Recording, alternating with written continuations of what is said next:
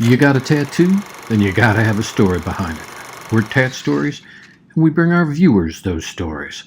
Baseball guys still grabbing tails at fantasy camp with help from Spanky, Pap, and Rudy. Our first story features a gal honoring Grandma.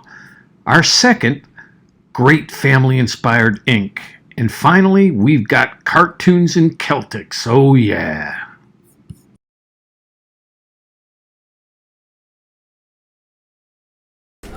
Baseball guy here, and I have Aaron. Aaron, you're down here in Bradenton, part of the Pirates Fantasy Camp. I know your husband's one of the campers.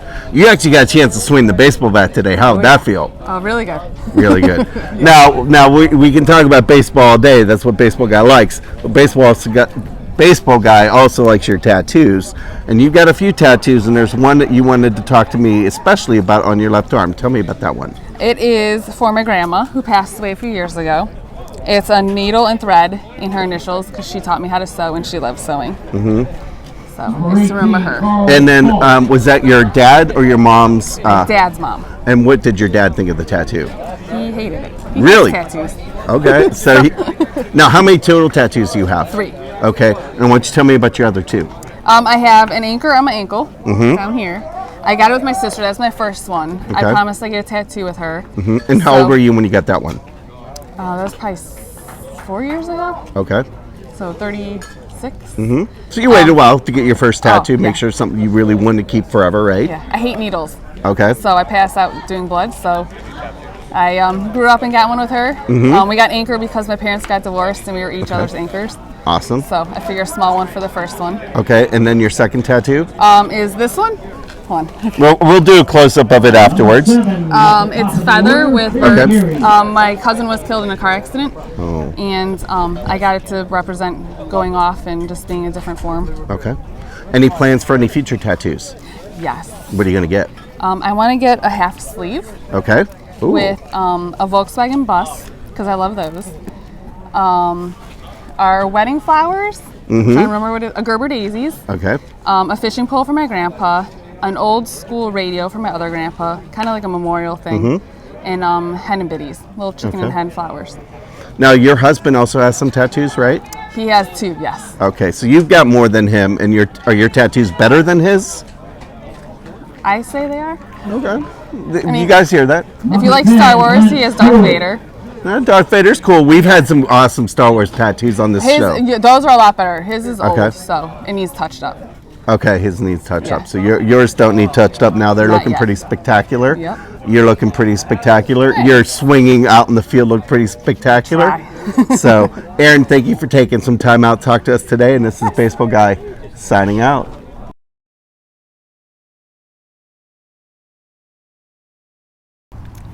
Baseball Guy here, and I have Rich, one of the Pittsburgh Pirate fantasy campers here in Bradenton, Florida. Rich, how are you enjoying fantasy camp? Fantastic. A little sore today, but it's the end of the week, so I'll go home. I have a whole 11 and a half months to rest before I come back again. And these guys do come back again. Let me tell you, Baseball Guy's been in heaven doing these interviews out here this week. So you got some awesome ink. And on your left arm, especially for your son. Yes. Why don't you tell us about what you got there and what the meanings are for Sure. these? So shortly after he was born, I got his footprint tattooed, and then the tattoo artist did some things around it.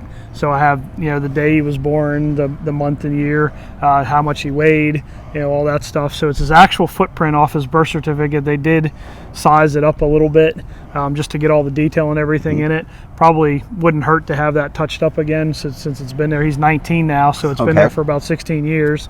Then another one that I got was I was at a kind of a low period in my life. I had made some not so great decisions as far as like financially and stuff. And I was sitting at my desk, and you'll have to forgive me if I start to sound like this just means that much to me. But so I'm sitting at my desk, and I had my hands in my head, and he walked up and he put his hand on my shoulder and he goes, "What's the matter, Dad?" And I said, "Oh, I'm such a failure, buddy. Just let me alone."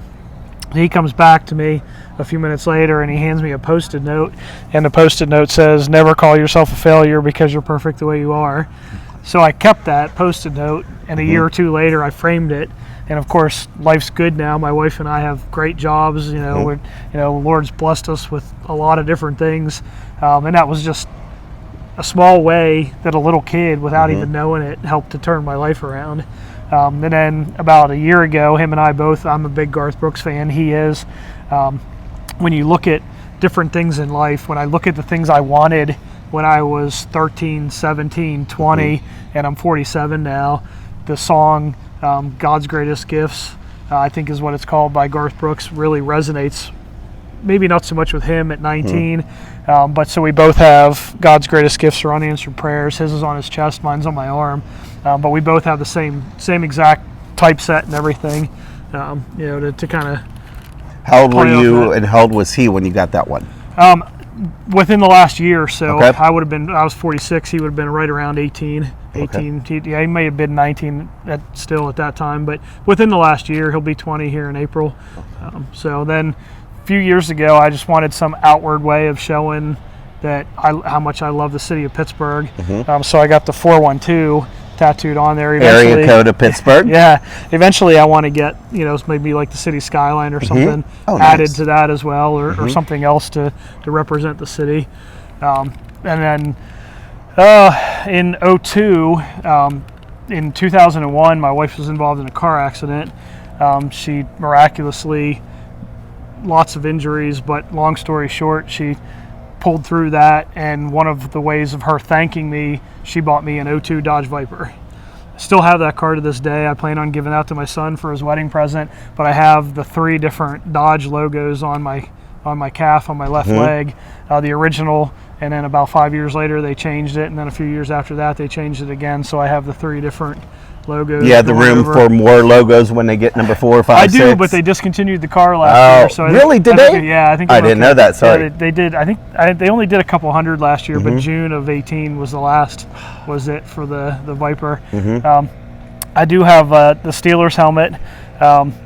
I'm a little wishy-washy. I'm still a Steelers fan. I have some issues that I'm sure your fans don't want to hear about with coaching and stuff. So I have the Steelers helmet on my back.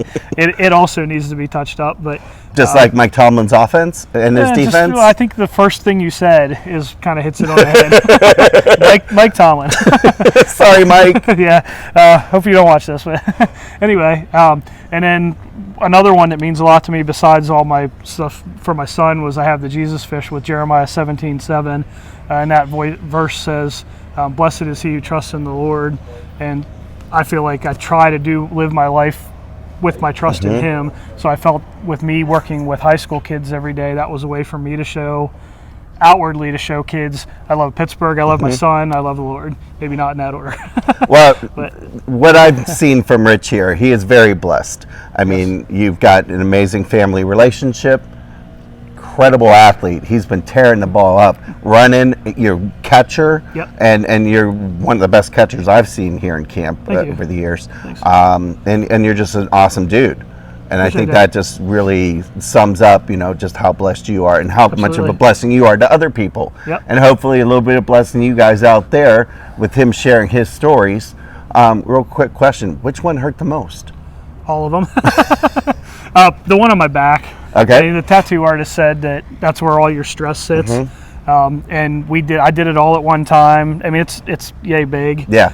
And we did it all at one time, coloring and everything. But I think I had to ask a couple of times to take a break. And I think the metal handles underneath the tattoo bed or whatever you want to call it, the chair, they went from a 1/2 inch to a 1/4 inch for me squeezing them so hard.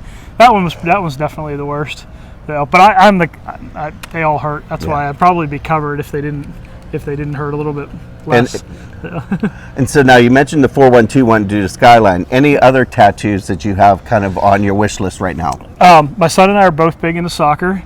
I played high school and college and coached up to Division II level. He's playing in college right now. Okay. So I want to get the design of the soccer ball. I'm going to finish this sleeve on my left arm and have the soccer ball, but then around my elbow I also want to get the stitching for a baseball because he and I both play baseball. So I want to finish this arm like a half sleeve with some soccer and baseball stuff. I do actually have an appointment made in April to get that done. And then I want to get all 3 of the mascots for the Pittsburgh teams, the Pirates, the Penguins, and the Steelers on this arm. Okay. but I have an issue with Steely McBeam. I'm just not sure I want him permanently etched on my arm.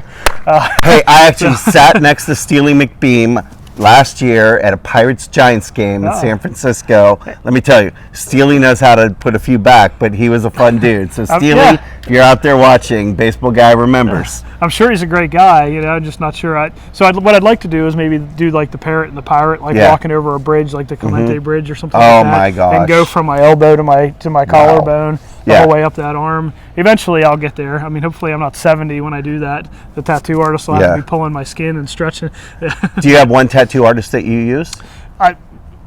Almost everything. I bounced around for a little bit, but I do have his name's Derek Bender, and the name of his shop is the Big Hot Olive in Mount Pleasant, Pennsylvania. Not that I expect anybody, unless you live in the Chambersburg area, well, know where that we'll is. flash his info up on the fantastic. The wait can be forever sometimes, but I would rather wait for Derek than to go to someone that doesn't do the job that he does to get the work done. Absolutely. We know, and I think our viewers know, that trust in your artist is so important. So there's Derek is well respected here, and so if you get a chance, you're in the Pennsylvania area. Yep, he's fantastic. All right. Well, Rich, thank you so much for your time today. Sure thing. Appreciate it. You have a good, safe trip home. Enjoy the little bit of time you have left here in Florida. Thanks. And Baseball Guy, signing out. Take care.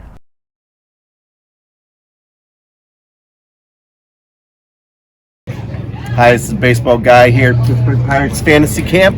Beautiful day in Bradenton, Florida. And I've got one of the fantasy campers here, John. John, how are you enjoying? This is your first fantasy camp, right? First camp. What do you think of it so far? Oh, it's fantastic. Yeah. Anyone that can get in should come, but too bad. John's just a little bit of an introvert here, you'll notice. Not. All right, so John, you got a lot of tattoos. The one that, how many do you have total? 1, 2, 3, 4, 6, I think. 6, but some of them are some pretty big pieces or some integral stuff, right? Yeah. So the one here about the cartoon characters, what was the inspiration for that, and kind of what's the story behind that one? So that one I've wanted to do for, I think, about 5 years now. About 5 years ago, Cartoon Network came out with a poster of the 20th anniversary of Cartoon Network, and it was all of the characters over the first 20 years. And growing up, that was cartoons were and still are a big part of my life. So everything from Flintstones to Scooby-Doo to the Jetsons, all of it. So I've wanted to put that on my arm for a long time, and it just took me a while to find an artist that was willing to do it. Now, is your artist, where are they located? Right now, they are at Carson Street Tattoo down in Pittsburgh. Okay, and their name? Psycho Mike. Psycho Mike there in Carson Street in Pittsburgh. Now, you've got all these characters. Are you going to color them in, or are you going to keep... Yeah. Okay. Yeah, so right now, it's... I'm 2 sessions in on this. It's going to end up being a full sleeve, full color. So I probably have about another between 12 and 24 hours left on the arm. How much has this one hurt? Not bad at all. The wrist was the worst. Right on the inside of the wrist, you cannot keep your hand from trying to flip up.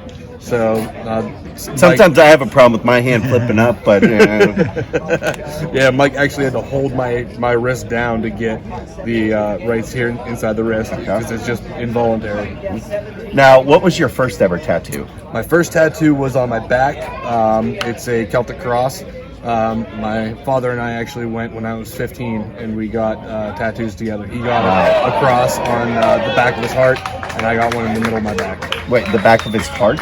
Yeah, so like on the shoulder. Oh, okay. On the back side of where his heart is. Oh, okay. I get you. All right, and what other tattoos you got, and kind of like what is your favorite? So I have on my shoulder, I have another cartoon inspired one from Avatar: The Last Airbender.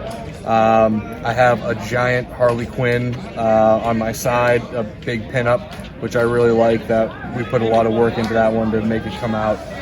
But the 2 most meaningful ones that I have are probably my Stitch from Lilo and Stitch on the back of my arm.